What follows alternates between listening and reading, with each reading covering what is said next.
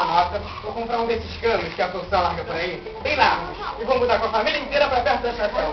Não precisa nem gastar dinheiro com frete. É só botar a mobília dentro e vir rolando o cano por aí. Quer dizer que o trem vai deixar na porta de casa. Vai entrar pelo cano, é? Não, gente, desde que nasci, agora eu vou morar no cano de uma vez. Você que é feliz, então morar em casa de alvenaria. É mesmo. Pede pra sua patroa jogar umas cortinas nas pontas. Fica um bangalô porreta. Ele vai ter mais espaço que no meu barraco, né? Brincar não, rapaz. É fogo. Sabe que tem dia que eu só vejo as crianças dormindo?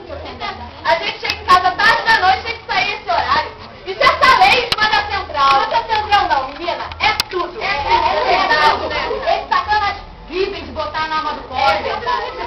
Né? Chega domingo tem futebol. Eu não gosto de perder, mas a patroa quer dar umas voltinhas. Não me nem perder do jogo. Pronto, lá vem bronca. Tira do homem. É fogo. Isso não é direita mais. Ih, direita não. Por isso que outro dia tacaram fogo lá na estação de queimados. Isso não é queimado, neguinho da Risma passou é pau puro. Mas essa turma de uma nova é tudo frouxo. Tudo frouxo. Eu acho que tacar fogo na estação não resolve nada. Mas não resolve. Vai ver se três lá estão correndo direitinho. Não é só por uma semana. Depois volta tudo que é trem atrasar de novo. Ah, mas pelo menos uma semana em direito. Já alguma coisa, né? Toda vez que tem atrasado, se a gente fizesse um quebra-quebra, garanto que endireitava, tenho certeza. Quem você pensa que vai pagar uma estação nova? A gente mesmo. Ninguém vai pagar estação nenhuma, sabe por quê? Por quê? Porque eles não vão consertar nada. Você viu essa turma botar pelo menos vidro em janelas de trem? Quebrando, vai ficando quebrado, vai dar volta. E tem fortíssimo que se aguente, né? Esquece de consertar, mas não esquece de aumentar a passagem, né? É, ficar tudo quebrado e a gente que aguente. Depois de meio passo, uma semana já começa tudo que a trem atrasar de novo. Sem contar a polícia, que fica doidinha pra matar o capuz. Então não tem que chiar. É esperar a vida inteira pelo bicho, que mais dia menos dia, ele apita na curva e a gente embarca. Pra cidade dos pés juntos. Pra cidade dos pés juntos. Olha o trem aí.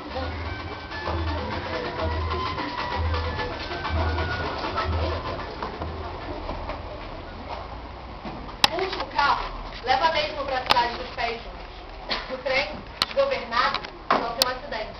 E não há sobreviventes.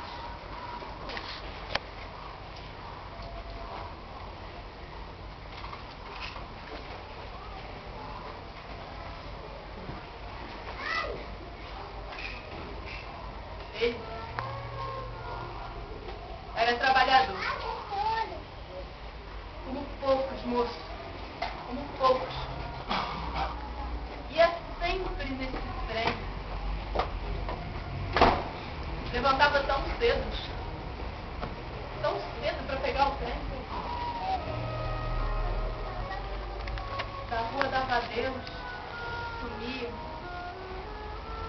Mas a sua mão ficava dançando no ar, no olho da gente. Eu dizia pra ele, pra que tanta pressa? Pra quê? Tinha tanta pressa. Pressa pra pegar o trem. Ele viu sempre disso. Pilares, cidade toda, Leonina, Valtino, todo dia nesse trem.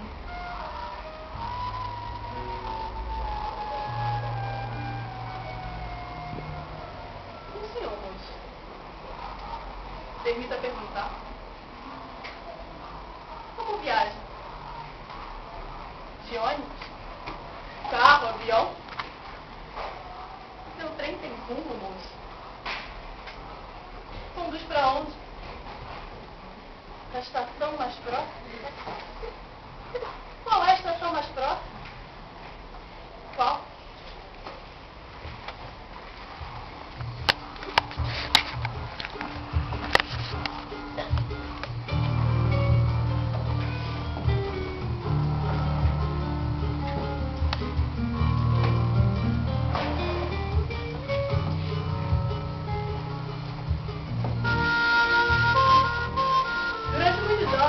Ao tentar levar para a cena personagens que retratassem as camadas mais baixas da nossa sociedade, nosso teatro se tornou um foco de resistência contra o autoritarismo, a repressão e a censura.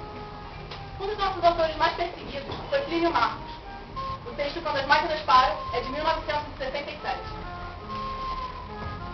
Vamos pra cima do barbante, ó! 1-0 pra nós, vai ter mais, hein? Bonito, né, Zé? Eu te esperando com a janta e você jogando bola com a molecada. Me comeram, ó. Ixi, pra mim me show! Meu técnico me tirou de gol! Poxa, Zé, não é pra te encher. Mas você fica jogando bola na rua com a molecada. A vizinhança pensa que você é vagabundo. Todo mundo sabe que você está desempregado. Ninguém tem nada com a nossa vida, né, Nina? Mas eles falam. Deixa eu falar, eu sou o único que tá parado aqui no bairro mesmo.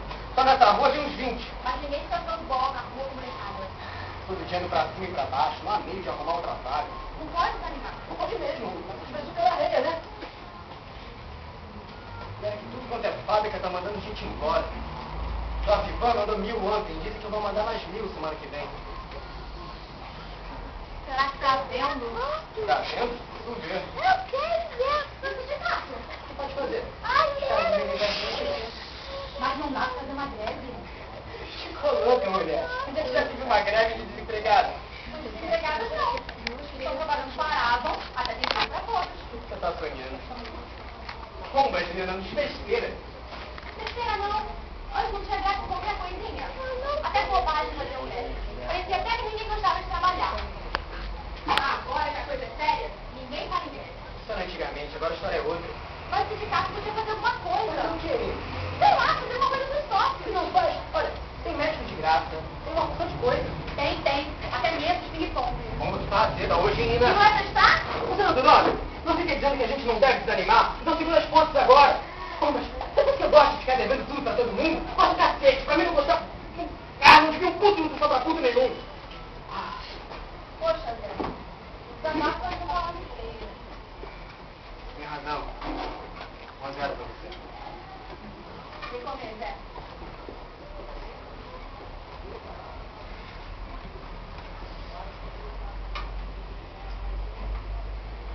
Pra amanhã não tem mais feijão. Amanhã outro dia.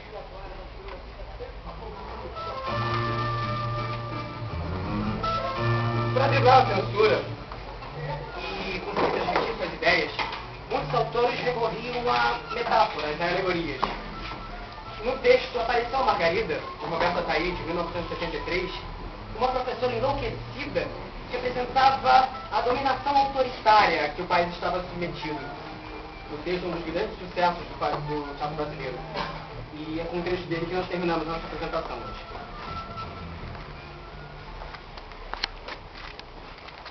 Boa noite. Eu sou a nova professora de vocês, dona Margarida. Vou escrever no quadro negro para vocês se lembrarem.